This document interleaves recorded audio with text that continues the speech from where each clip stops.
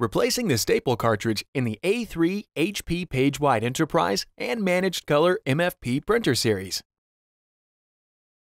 Open the staple cartridge door. Grasp the colored handle on the staple cartridge carriage and then pull the staple cartridge carriage straight out. Using the two tabs on each side of the staple cartridge, lift up to remove the empty staple cartridge from the staple cartridge carriage. Do not discard the staple cartridge carriage. It must be reused with the new staple cartridge. Recycle the empty staple cartridge. Insert the new staple cartridge into the staple cartridge carriage. Reinstall the staple cartridge carriage into the stapler by pushing the colored handle inward until it snaps into place. Close the staple cartridge door.